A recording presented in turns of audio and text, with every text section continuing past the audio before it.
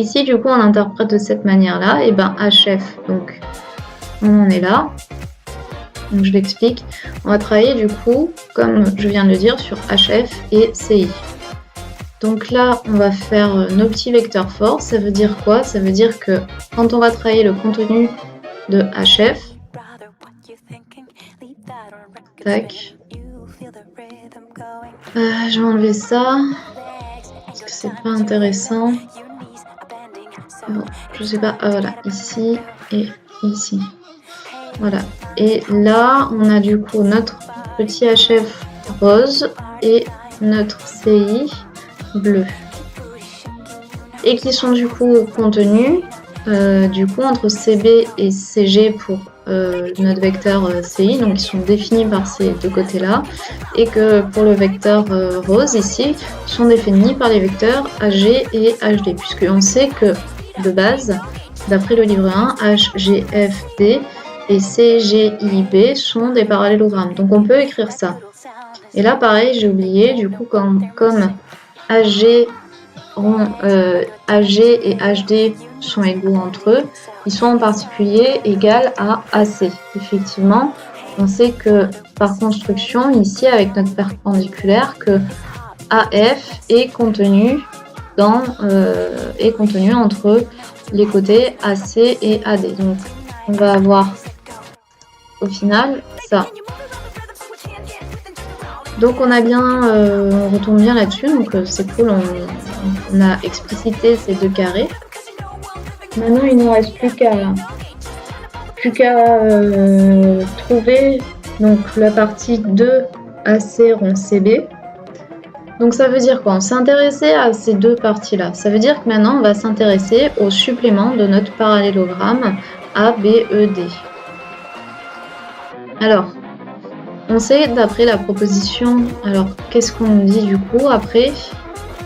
Tac, voilà, proposition 43 du livre 1 des éléments de Euclide, les suppléments du parallélogramme, ah non c'était les compléments on avait dit, oui c'est ça. Donc les gnomons en fait, les deux gnomons parce qu'on sait que A, H, G, C et G, F, E, I sont les compléments de notre parallélogramme. En particulier, donc hop je change ça.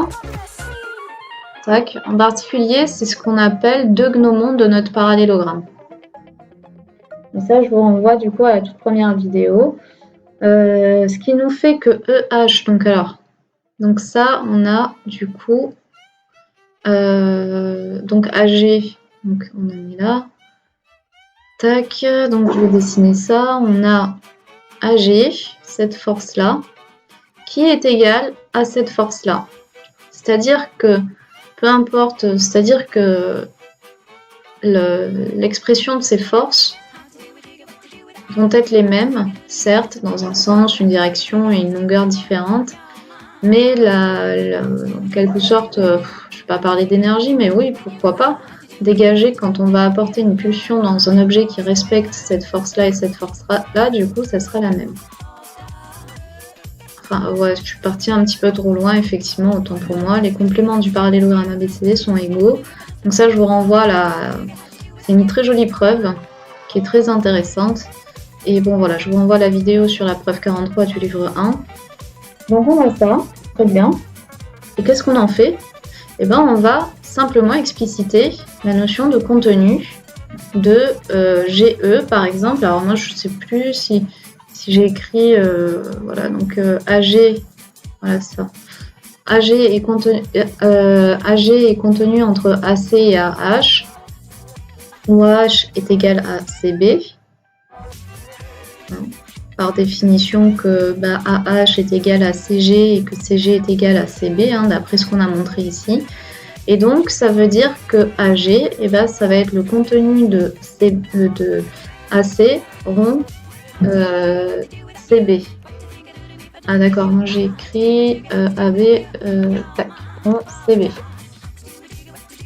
Ok, et on continue comme ça, ce qui veut dire que comme AG est égal à GE, et quand on va les additionner entre eux, parce que du coup ils seront égaux à cette égalité-là, on aura 2 fois AC rond CB. Bon maintenant qu'on a tous nos éléments ici, on va conclure. Et on conclut que quoi?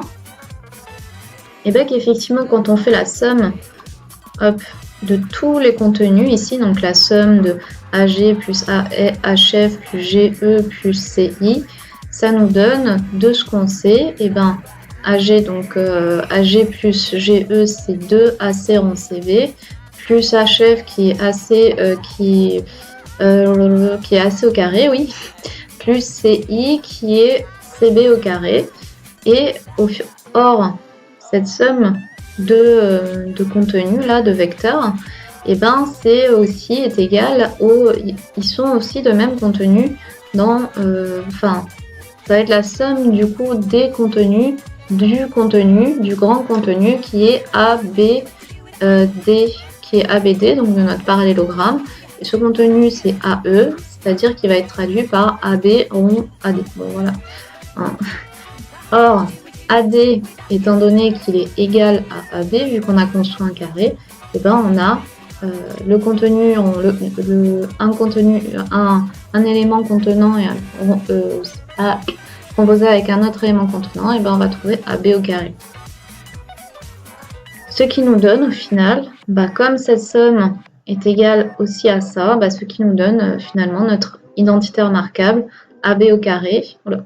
AB au carré est égal à AC au carré plus CI au carré plus 2AB rond CB. Donc voilà, c'était un petit peu long parce qu'il y avait plusieurs choses à faire, plusieurs choses à revoir. Mais c'est intéressant parce qu'en fait, on est allé beaucoup plus rapidement et beaucoup plus formellement dans la preuve de notre identité remarquable en utilisant au final peu de choses par rapport à ce que cela nous aurait demandé en fait. Donc, je vous dis à très vite pour la proposition 5.